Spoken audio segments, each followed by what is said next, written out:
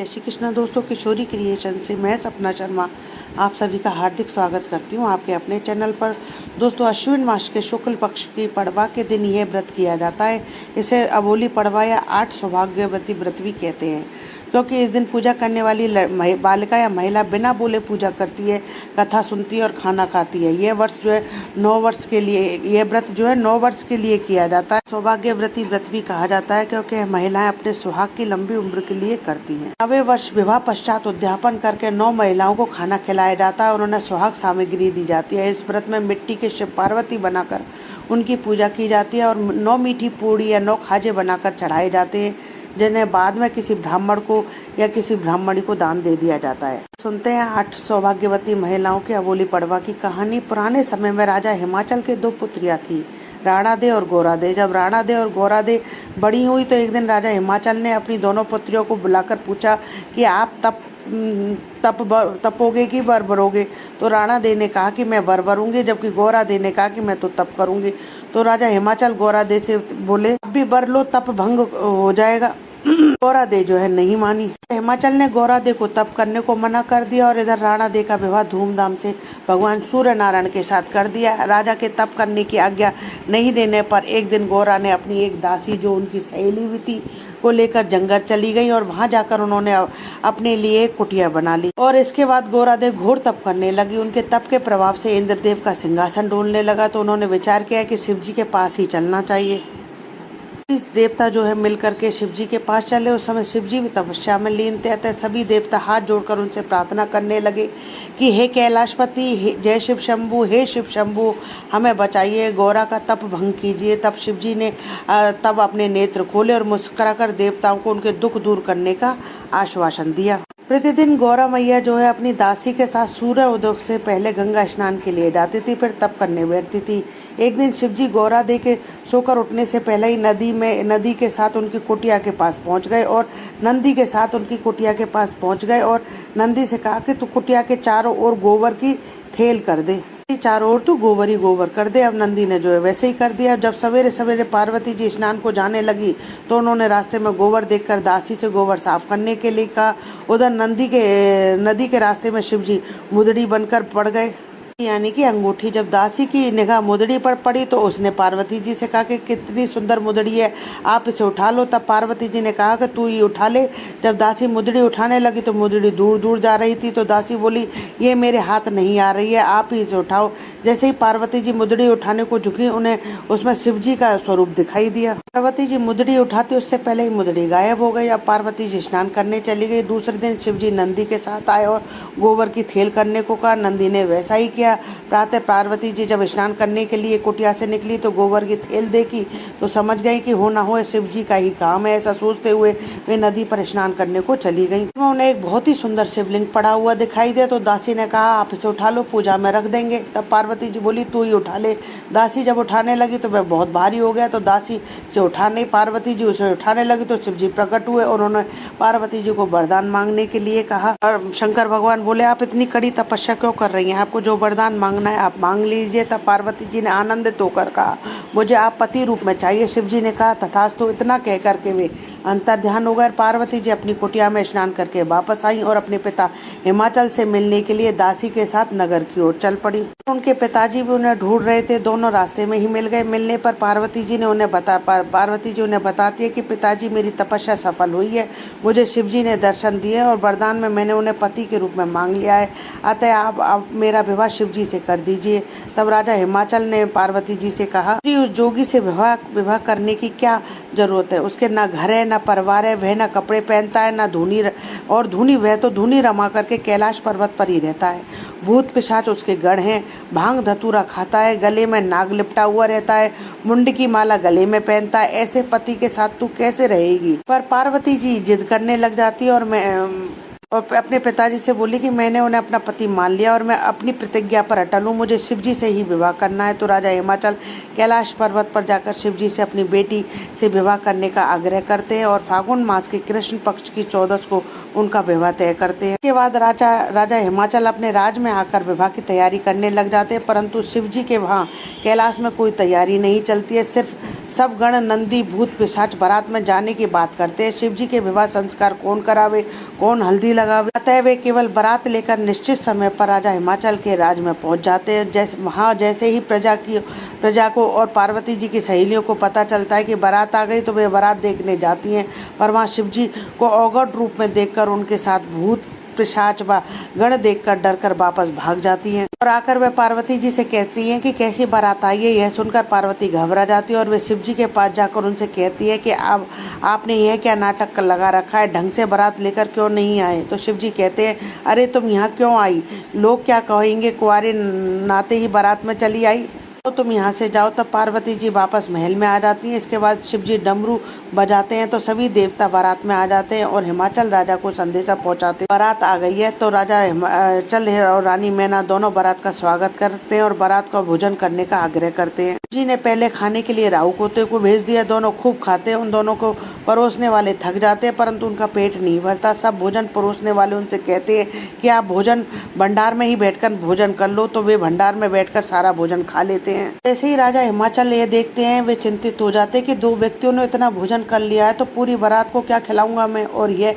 सोचते ही वे मूर्छित हो जाते हैं। जब पार्वती जी को यह पता चलता है तो वे शिव जी के पास जाती है और कहती है कि महाराज आप ये क्या कर रहे हैं, मेरे पिताजी के ऊपर संकट के पैर संकट क्यों खड़े कर रहे हैं, मेरे पिताजी मूर्छित हो गए। तब शिव जी कहने लगे, तुम्हें मना किया था कि बारात में मत आना, फिर भी तुम क्यों चले आई। तब पार्वती जी कहती है कि मैं कैसे नहीं आती, आप तो संकट पर संकट खड़े कर रहे हैं, आपके दोनों बारातियों ने सब भोजन का भंडार खाली कर दिया है, इसके लिए मेरे पिताजी मूर्छित हो गए हैं। जी कहते हैं कि कौन कहता है भंडार खाली है, जाओ देखो भंडार भरे हुए हैं, अब यहाँ मत आना। तब पार्वती जी कहती है कि अब आप भी कोई गड़बड़ मत करना। इतना कहकर पार्वती जी घर को चली जाती है और भंडार को देखती है तो उनके अनेक प्रकार के व्यंजन से भरे होते हैं। तब पार्वती जी अपने पिताजी को उठाती हैं, जी आप उठिए, चिंता मत कीजिए, भंडार भरे हुए हैं। सुनकर राजा की मूर्छा दूर होती है और वे विवाह कार्य में लग जाते हैं। राजा ने बारात में खबर पहुंचाई कि दूल्हा तोरण पर लाओ। दूल्हे के रूप में शिव जी सज धज कर नंदी पर सवार होकर आते हैं। साथ में गंधर्व गण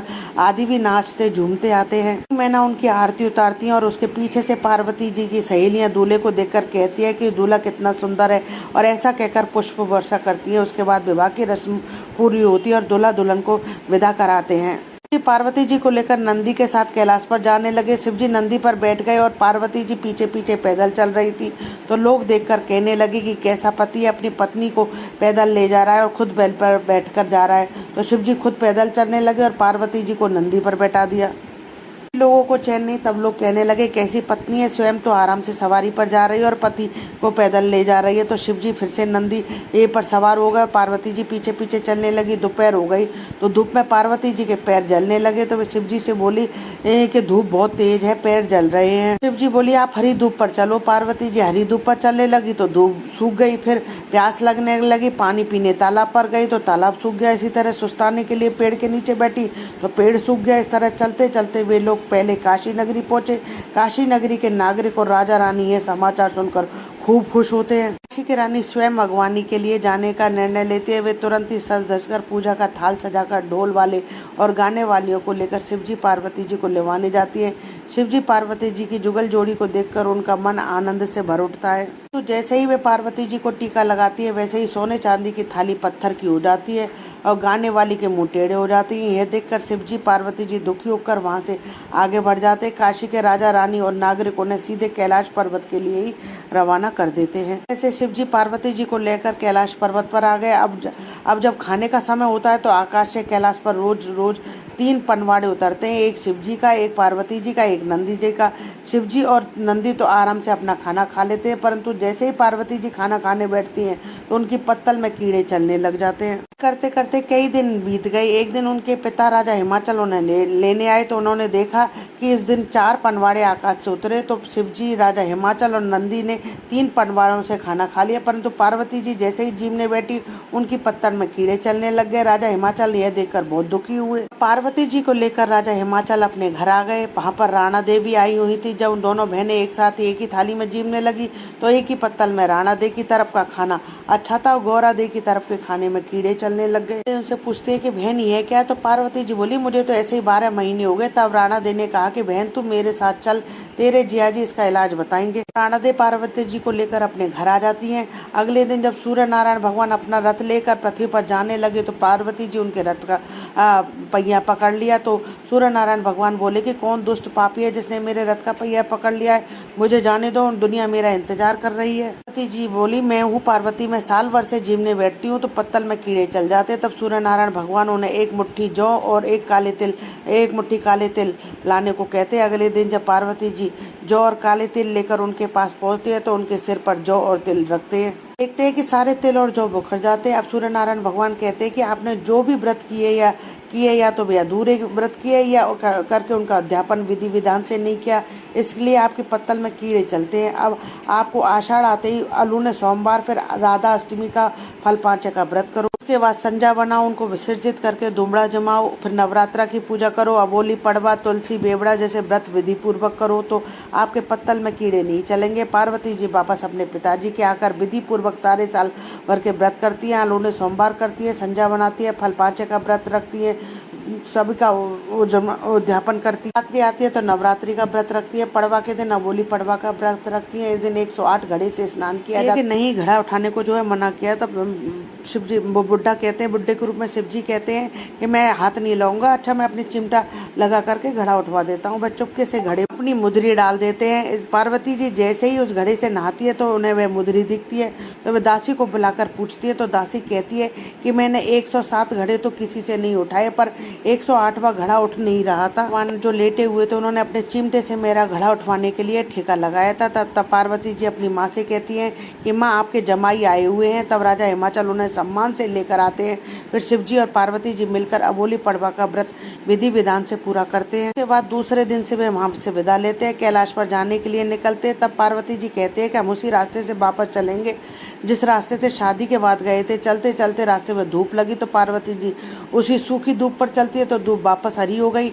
प्यास लगने पर पुनः उसी तालाब पर पहुंची तो पानी पीने लगी तो तालाब भी लबालब भर गया। चले तो वही पेड़ आया। पार्वती जी ने वहाँ पेड़ के नीचे जाकर सुस्ताने लगे तो पेड़ भी हरा भरा हो गया। अब काशी नगरी में पहुंचे तो रानी ने उसी थाली में आरती उतारी तो पुनः सोने की हो गई। गाने वालियों के मुंह सीधे हो गए। देने वहाँ आई सभी महिलाओं को सुहाग बांटा, पुत्रवती होने का आशीर्वाद दिया और सभी महिलाओं का सुहाग अमर हुए, वे पुत्रवान हुई। उसके बाद शिव पार्वती कैलाश पर सुख पूर्वक रहने लगे। पार्वती जी के किसी भी पनवाड़ी में जो कीड़े नहीं चलते, सभी से अच्छा हो जाता। तभी से महिलाएं अपने सुहाग के लिए और पुत्रवती होने के लिए अबोली पड़वा का व्रत करने लगी। कथा अधूरी हो तो पूरी करना, पूरी हो तो मान करना। यदि आपको मेरा ये वीडियो अच्छा लगा हो तो प्लीज़ इसे लाइक और शेयर अवश्य कीजिए। यदि आप मेरे चैनल पर नए हैं तो चैनल को सब्सक्राइब करना ना भूलें। पास ही में बेल आइकन को दबाएं जिससे मेरे आने वाले हर नए वीडियो का नोटिफिकेशन आपको मिल जाए। जय श्री कृष्ण दोस्तों।